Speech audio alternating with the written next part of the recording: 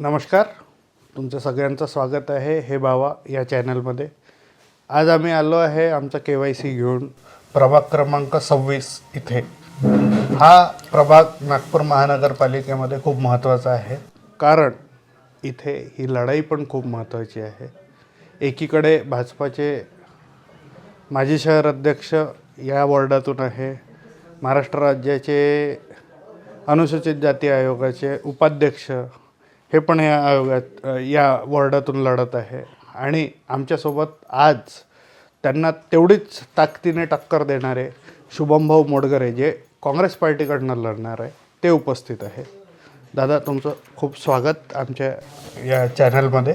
आणि सगळ्यात पहिले मी तुम्हाला म्हणेल की आमच्या ऑडियन्सला तुम्ही तुमचा परिचय द्या. प्रभाग क्रमांक 26 वाठोडा परिसरामधून शुभम शेषरावजी मोडगरे.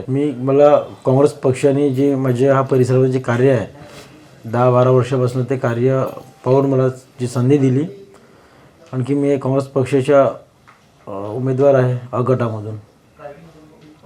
तुम्ही सांगितलं काँग्रेस पार्टीने तुम्हाला तुमचं कार्य पाहून तिकीट दिले. मी हे विचारेल की असं काय काय कार्य तुम्ही केलं मागील वर्षात की काँग्रेस पार्टीने तुम्हाला उमेदवारी दिली? ह्या प्रभागामध्ये तुम्ही जसं सांगितलं की दिग्गज नेते आहे प्रभाग 26मध्ये, जे त्या लोकांनी केलं नाही त्याशी जास्त मी या प्रभागामध्ये कामं केलेले आहे. तुम्हाला सांगू इच्छितो की तुम्ही म्हणजे माझ्या परिसरामध्ये विचारू पण शकता की आमच्या हा जो वाठोडा परिसर आहे, ह्या परिसरामध्ये लेबर वर्ग, गरीब वर्ग खूप जास्त प्रमाणामध्ये आहे. बरोबर. तर ह्या परिसरामध्ये मी आतापर्यंत 16 गरीब मुलांची लग्न स्वतः खर्चातून चांगले थाटामाटात रीतिरिवाजानं लावून दिली. प्रत्येकाचे लग्न लावून दिलं शक्य नाही, माझी कॅपॅसिटी पण नाही, पण ज्यांची खरंच आर्थिक परिस्थिती म्हणजे खूप गंभीर आहे, नाजूक आहे, अशा लोकांची किंवा ज्यांना आईवडील नाही अशा मुलांची आपण चांगल्या रीतिरिवाजाने आपण लग्न चांगल्या थाटामाटात पार पाडली. बरोबर. त्यानंतर परत आमच्या वाठोडा पोलीस स्टेशनच्या हद्दीमध्ये जे बेघर लोक राहतात, बेघर लोक, लावारिस लोक जे मृत्युमुखी पडल्यावर त्यांचे अंतिम संस्कार मी स्वतः करत असतो. मला स्वतः पोलीस स्टेशनमधून फोन येतो, स्वतः मी बेघर लोकांचे अंतिम संस्कार स्वतः करत असतो.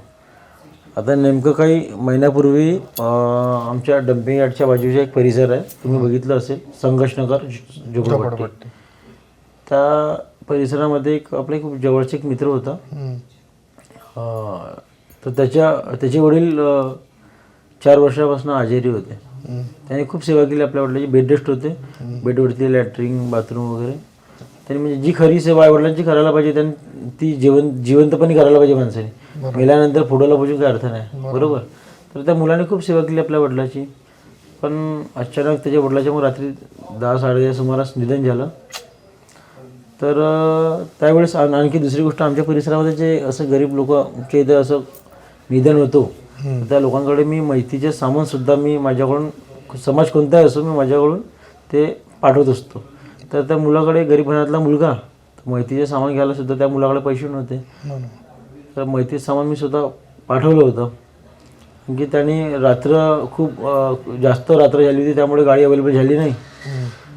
गाडी अवेलेबल झाली पण ते म्हणे 3,000 लागेल, कोणी म्हणे 3,500 लागेल. तो गरीब मुलं कुठून देणार आहे, बरोबर. मग शेवटी त्यांनी मला फोन केला. तर नंतर मग मी त्या मुलाच्या वडिलाची एक प्रेतयात्रा एका टाटायसवरती मी घेऊन गेलो.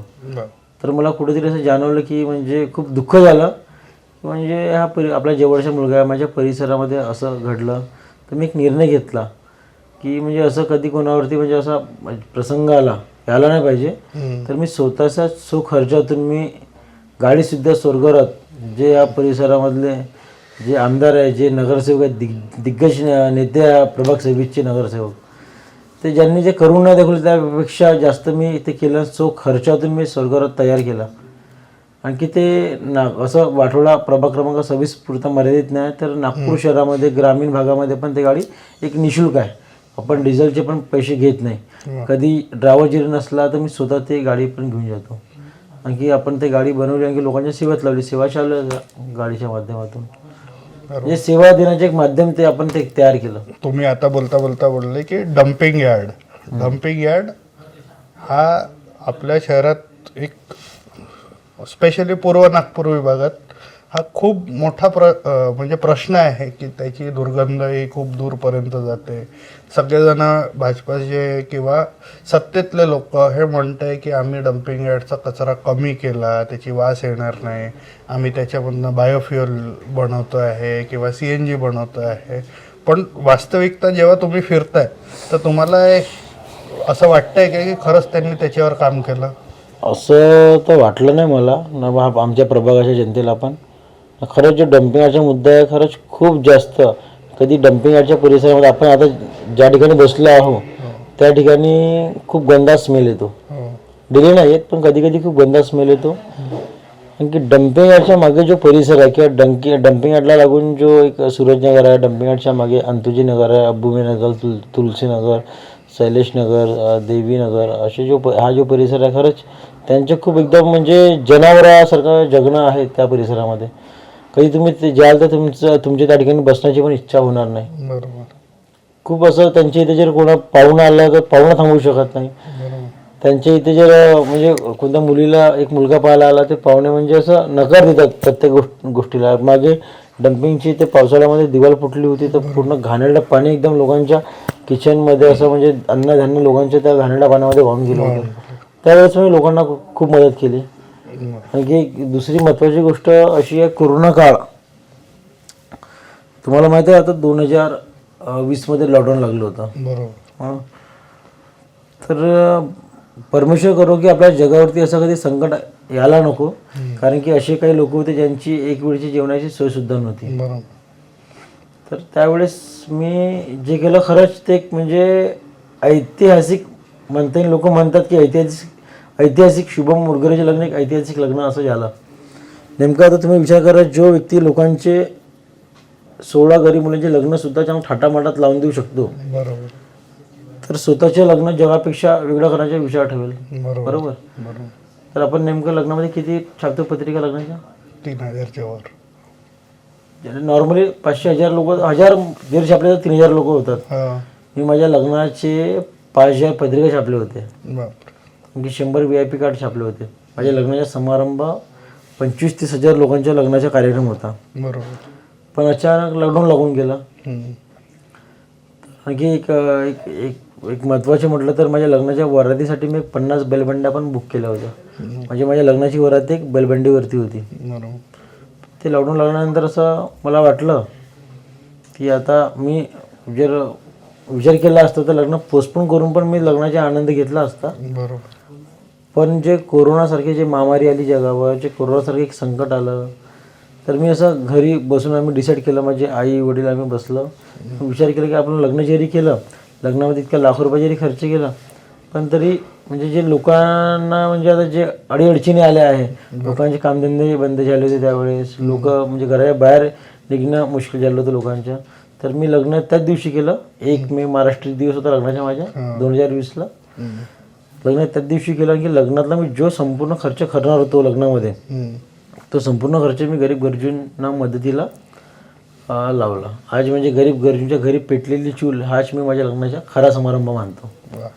आणि असंच जर विचार लोकांनी केला तर त्यांना जनतेचा आशीर्वाद हा सगळ्यात मोठा आशीर्वाद आहे आणि तोच तुम्हाला या निवडणुकीत मिळतो ही आमची इच्छा आहे.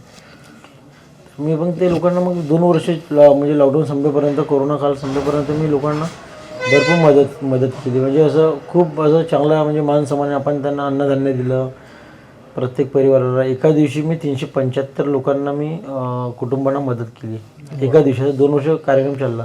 त्यानंतर कोरोनाची महामारी आली, त्यावेळेस मी सकाळ सायंकाळ 2 टाईम जेवण वाटप केलं माझ्याकडून. सकाळ सायंकाळ 2 टाईम. माझा एकच उद्देश होता, लग्नामध्ये आपण एवढा पैसा खर्च करणारच, तर लग्नाचा जो पैसा होता मी हा कोरोना काळामध्ये आपण खर्च केला. आणखी तेच माझ्या लग्नाला ठेवलेल्या पैशातून मी 2 गरीब मुलांचे लग्नसुद्धा लावून दिले 27 मे 2020ला. आपण असं म्हणू शकतो की खरी जी समाजसेवा आहे ती ग्राउंडवर उतरून करावी लागते आणि त्याचं जिवंत उदाहरण म्हणजे तुम्ही आणि तुम्ही केलेलं कार्य.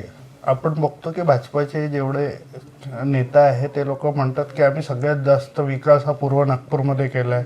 सिम्बायोसिस युनिव्हर्सिटी आणली, नरसिंहजी कॉलेज आणला, 1200 कोटीचं आम्ही पुलांचं आता सँक्शन केलं आहे, 17 ओव्हरब्रिज, 9 अंडरपास हे सगळं पूर्व नागपूरमध्ये केलं आहे आणि स्पेशली तुमच्या वाठोडा परिसर जो म्हणू आपण प्रभाग 26चा, तिथे पण खूप मोठा विकास. सिम्बॉयसिसचं नाव खूप घेतात की सिम्बॉयसिस आम्ही आणलं, पण सिम्बॉयसिसचा खरा फायदा इकडच्या जनतेला मिळतो आहे का? अजिबात नाही. म्हणजे आज आपण बघतोय की सिम्बॉयसिस हे म्हणतात की खूप रेप्युटेड आहे, पण इकडचे जे युवा आहे ते खरंच सिम्बॉयसिसमध्ये म्हणजे प्राथमिक शिक्षणाची त्यांचा स्तर तेवढा आहे का ते सिम्बॉयसिसमध्ये ॲडमिशन घेऊ शकतील? हा वाठोडा परिसर म्हटलं मी तुम्हाला मगाशी लेबर वर्ग, गरीब वर्ग जास्त प्रमाणामध्ये आहे. एक बेरोजगारी एवढ्या प्रमाणामध्ये वाढली आहे की ते सिम्बॉयसिस कॉलेजमध्ये आपल्याला साधारण लोक तिथे ॲडमिशन करूच शकत नाही. मग कधी जाऊन बघाल त्या ठिकाणी असं हायफाय लोक, जे लोक म्हणजे मोठ्या मोठ्या 4 चाकी गाडीने येतात ते लोकांना मिळतात ॲडमिशन. मग प्रभाग 26च्या जनतेने करायचं काय तुमच्या मते? म्हणजे ते या जे भूलथाप आहे भाजपाच्या लोकांची किंवा सत्ताधारी लोकांची, त्यांना नेहमी बळी पडतात की एवढा मोठा आम्ही डेव्हलपमेंट केलं, तर त्यांनी खरं केलं काय पाहिजे? किंवा तुम्ही जनतेत जाता तर त्यांना, तुम्ही जर जनता असती प्रभाग 26ची तर तुम्ही काय केलं असतं? जनता आता आधीसारखी राहिली नाही. जनता आता हुशार झालेली आहे. हे आता येणाऱ्या 16 तारखेला पक्षातच येईल. खरं लोकांना जाणवलं. पण याच्या म्हणजे 16 तारखेला जे रिझल्ट येईल त्या माध्यमातून कळेल आपल्याला. आपण बघतो की हे लोक म्हणतात की 24/7 आम्ही पाणी देतो आहे, आम्ही रस्ते चांगले केले, ड्रेनेज लाईन चांगली केली. तर याच्यावर आपण बघतो, तुम्ही सांगितलं म्हणजे मी एकदा होतो प्रभाग 26मध्ये, तेव्हा तुम्ही टँकरने पाणी पोहोचवायला संघर्षनगरमध्येच गेले होते. तर ही वास्तविक स्थिती आहे. आता आमच्या परिसरामध्ये असे काही काही आता पण असे एरिया आहे जिथे नळाची लाईन नाही आहे, गटर लाईनची व्यवस्था नाही आहे, रोड नाही बनलेले आहे. ज्या ठिकाणी रोड बनले आहे तर त्या ठिकाणी म्हणजे असं रोड उंच आले आणि लोकांचे घरं खुलात गेले. जे पावसाळ्यामध्ये पूर्ण एकदम त्यांच्या म्हणजे बेडरूम, किचन, हॉलमध्ये पाणी साठून राहते. आणि आपण एक हाही विषय येतो जेव्हा आपण नगरसेवक याला बघतो की कचरा व्यवस्थापन, हा पण खूप मोठा विषय आहे. पण डम्पिंग यार्डच्या आजूबाजूचा परिसर बघा किंवा इतर परिसर पण प्रभाग 26चा बघा, तर इकडे कचरा व्यवस्थापन तर खूप चांगलं राहिलं पाहिजे. तर असं वास्तविकता आहे का? कचरा व्यवस्था जी आहे तर महानगरपालिकेच्या पण गाड्या व्यवस्थित फिरत नाही. लोकांकडे आत्ता मला काल तक्रार आली होती माझ्याकडे, त्यांच्याकडे 8 दिवसापासून गाडी गेली नाही, त्यांच्याकडे 5 बोऱ्या असं कचरा साठवून ठेवलेला आहे. त्याच्यात तुम्ही विचार करू शकता. आणि जर आमच्या प्रभागामध्ये नेते म्हणजे हाय लेवलचे आहे, सर्व दिल्ली मुंबईवाले, त्यांचे लक्ष हा छोटासा म्हणजे हा जो आमच्या प्रभागात 26 जो आहे तो 2 भागात डिवाइड आहे, रोडाच्या त्या साईडला, रोडाच्या ह्या साईडला. तर म्हणजे रोडाच्या ह्या साईडच्या म्हणजे खूप कमी दर्जाच्या म्हणजे एकदम खूप गेलाबितला एरिया समजतात, त्यांच्या अजिबात लक्ष नाही.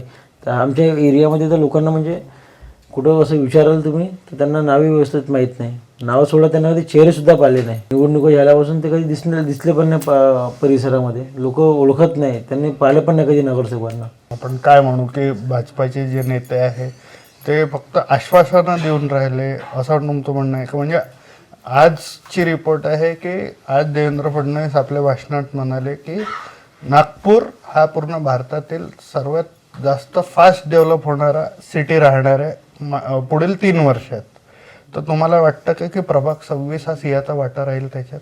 फडणवीस साहेबांनी स्वतः प्रभागामध्ये येऊन पाहायला पाहिजे. जेव्हा सिम्बॉयसिस कॉलेजला ते गडकरी साहेब येतात, फडणवीस साहेब येतात, तेव्हा ते बिलकुल कॉर्पोरेशनवाले इतक्या स्पीडमध्ये जेवढे आहे पूर्ण नागपुरातले शाळा इकडे झाडू मारायला, पूर्ण म्हणजे रोड स्वच्छ करणे, प्रत्येक गोष्टी जिथे म्हणजे ते खड्डे पडलेल्या रोडला त्या ठिकाणी ते डांबर टाकणे, ते सर्व ते तयारी करतात त्यावेळेस. पण त्यांनी कधी उतरून गाडीच्या खाली उतरून त्यांना एरियामध्ये जाऊन बघा, खरंच खूप म्हणजे किती लोक त्रासमध्ये राहतात.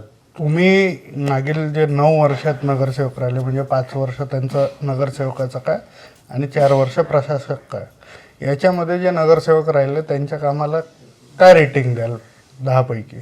जास्तीत जास्त 3.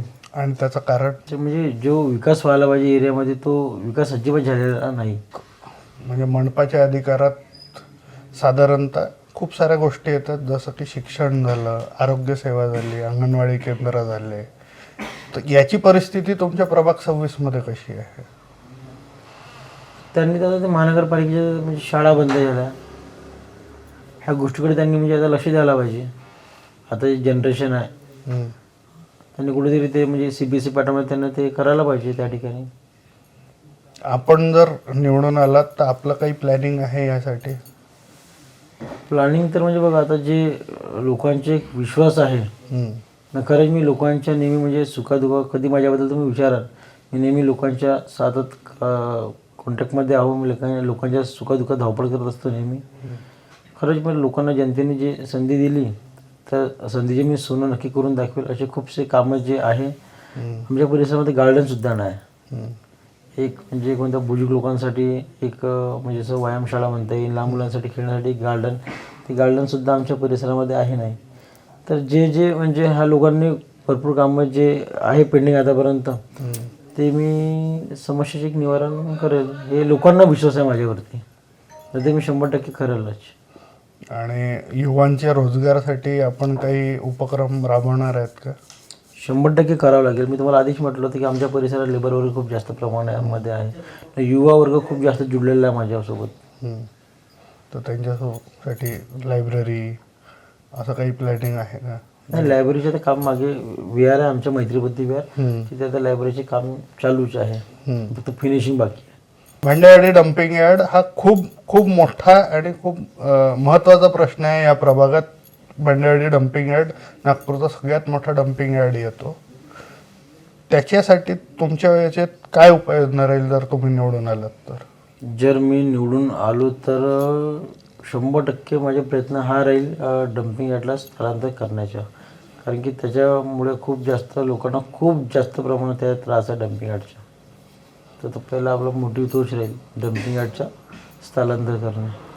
आणि आपण बघतो की ग्रामीण भाग पण आपल्याला संलग्न आहे आपल्या प्रभागाला, आणि हा नवीन सिटीचा भाग पण आपण म्हणू शकतो की न्यू नागपूर हा इकडनं सुरू होतो.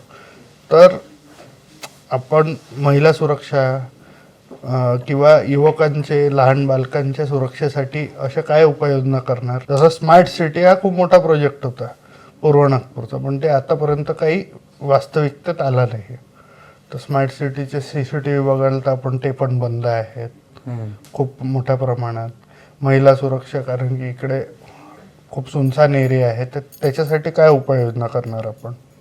महिलांसाठी जे जे करता येईल तर प्रत्येक गोष्टीमध्ये मी सक्षम म्हणून की ते प्रयत्न तर आपण मी आता काही पदावर नसताना पण आपण त्यांचे विचार आधी करतो महिलांच्या. इकडे आपण बघतो की सिम्बॉयसिस कॉलेज आल्यामुळे किंवा तिकडे अजून कॉलेजेस आल्यामुळे ड्रग्सचं प्रमाण एक वाढत चाललं आहे. ड्रग्सचं म्हणा किंवा असामाजिक जे घटक आहे त्यांचं प्रमाण इकडे वाढत चाललं आहे. तर त्याला रोखण्यासाठी आपण काय करणार? ह्याच गोष्टीला घेऊन आमची DCP ऑफिसला मिटिंग झाली होती मागे 1-1.5 महिन्यापूर्वी.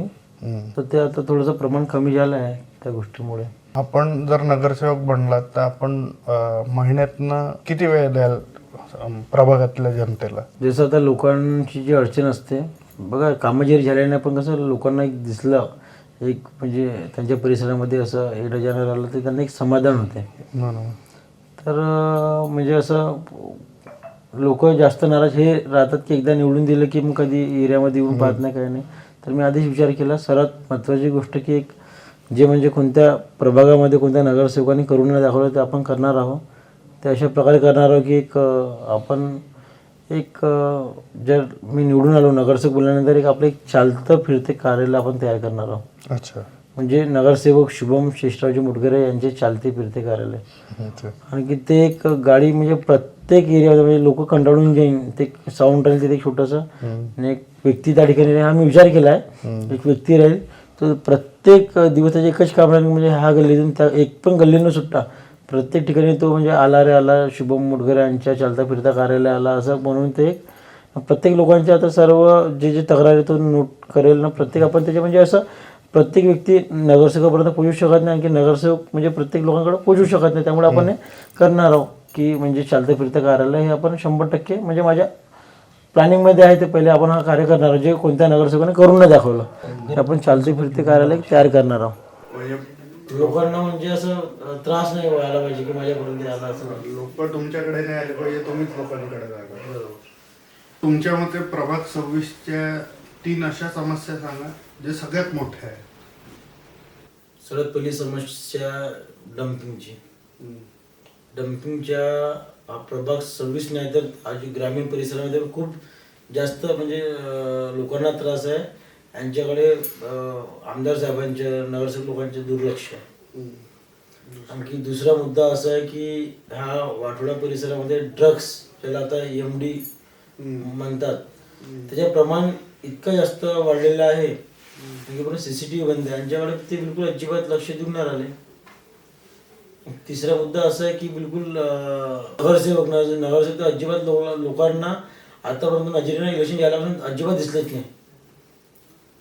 असे 3 महत्वाचे मुद्दे आपले प्रभागामध्ये. आपण काँग्रेस पार्टीकडनं उमेदवार आहे, तर काँग्रेस पक्ष हा बाकी इतर जे पक्ष लढत आहे त्याच्यापेक्षा वेगळा का बरं आहे? कारण काँग्रेस पक्ष हा प्रत्येकाची भावना समजून घेणारा पक्ष आहे. काँग्रेस पक्ष हा गरीब लोकांसोबत जुळलेला पक्ष आहे. आणि जर आपण काँग्रेसची सत्ता जर महानगरपालिकेमध्ये नाही आली तरी सत्तेत नसताना आपण कसं काम करणार इकडे? जे यांनी करून दाखवलं नाही आतापर्यंत, मी बिना पदाच्या असताना मी एवढे कामं करून दाखवले तुम्हाला मी सांगितलं. आणखी त्यामध्ये परत एक गोष्ट तुम्हाला सांगायची आहे. आमच्या परिसरामध्ये असे काही लोक आहे जे हँडिकॅप, ज्यांना अर्धा पाय आहे, ज्यांना एक पाय आहेच नाही, अशा लोकांना मी 15 लोकांना निवडलं.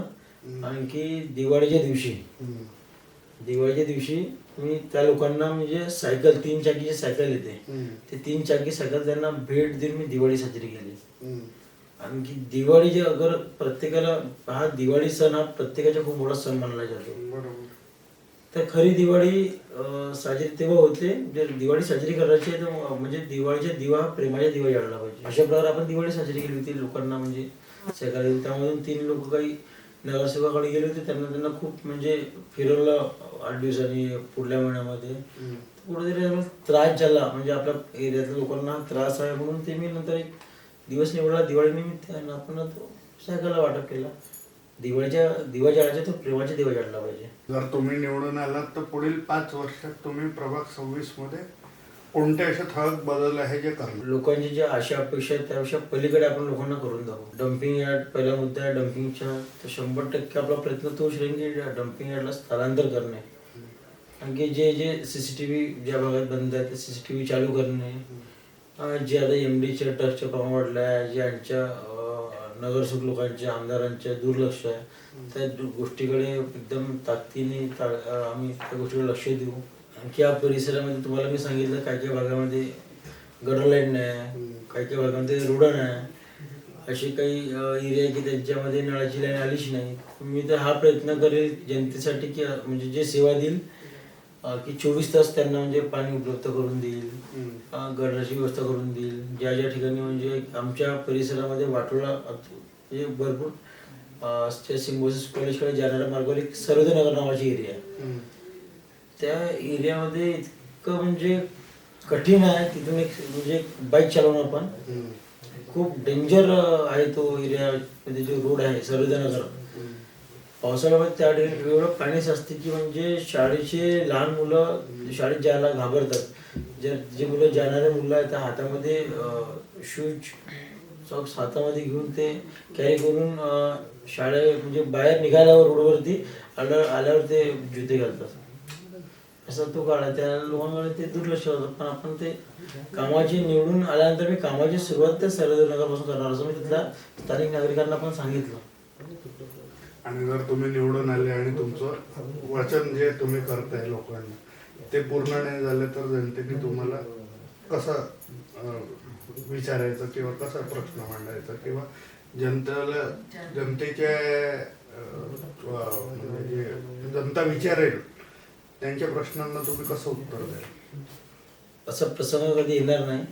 कारण की जनतेला मी स्वतःच म्हटलं की जर मला तुम्ही लोकांना तुमच्या आशीर्वादाने मला जी संधी मिळाली, नगरसेवक बनलो, जर मी तुमच्या कोणत्या समस्या सोडू शकलो नाही, कोणत्या समस्याचे मी निवारण करू शकलो नाही, तर नगरसेवक बनण्याला माझ्या काही अर्थच राहणार नाही. असा प्रसंग निर्माण होणारच नाही. नगरसेवक हे समाजकारांचं माध्यम आहे की सत्तेचं? आपला सत्तेसाठी हा स्वार्थासाठी आपला लढा फक्त जनतेसाठी राहतो. प्रभाग 26च्या जनतेसाठी शेवटचा तुमचा एक संदेश काय राहील? शेवटचे संदेश म्हणजे बस एक जनतेचा जो रिस्पॉन्स आहे माझ्या प्रति, जे प्रेम आहे, जे आपुलकी आहे. बघा, प्रेम म्हणजे प्रत्येक वस्तू म्हणजे पैशाने घेता येते, आणखी पण जे प्रेम आपुलकी वगैरे जे आहे ते पैशाने घेता येत नाही, ती कमावी लागते. खरंच मी हे जेवढे जे कार्य केले परिसरामध्ये लोकांना म्हणजे माझ्यावरती खूप आस उमेद आहे. आणखी खरंच म्हणजे माझ्या एरियातला, जसं आमच्या एरियातले लोक कधी जे 4 नगरसेवक होते आतापर्यंत, जनते काही लोक याच्याकडे गेले तो तिकडे वोट दाखवते, मग हा एरिया माझ्याकडे येत नाही. त्यांच्याकडे लोक गेले की मग तो नगरसेवक म्हणतो हा एरिया माझ्याकडे नाही. तर लोक कंटाळून गेले आहे. त्या प्रसंग बिलकुल त्यांना म्हणजे कुठेतरी मी कमी पडू देणार नाही. हा माझे एक जनतेला एक माझे शेवटचा संदेश राहील. जेवढी सेवा देता येईल तेवढी जास्त मी सेवा देण्याचा प्रयत्न करेन. की प्रभाग 26 मध्ये मोठ्या प्रमाणात जसं तुम्ही सांगितलं लेबर लोक आहे, त्यांचे झोपड्या आहेत आताही, आणि ते एकदम वाईट परिस्थितीत राहतात, त्यांचे घरही पक्के नाही. तर याच्यासाठी तुम्ही काय करणार? जसं मोदीची जे योजना होती पक्का मकान, ती का कागदावरती होती, तर ते घरकुल त्यांना म्हणजे जर मिळायला पाहिजे त्याच्यावर तो आपला प्रयत्न राहील. प्रभाग 26 मधील संपूर्ण जे नागरिकांना मी हात जोडून एक नम्र विनंती करतो की येणाऱ्या 15 तारखेला फक्त पंजासमोरील बटन दाबून आम्ही जे 4 काँग्रेस पक्षाचे अधिकृत उमेदवार आहोत, आम्हाला खूप असं भरघोष मताने विजय करायची आपल्यापासून आशा बाळगतो. धन्यवाद. जय हिंद, जय भारत.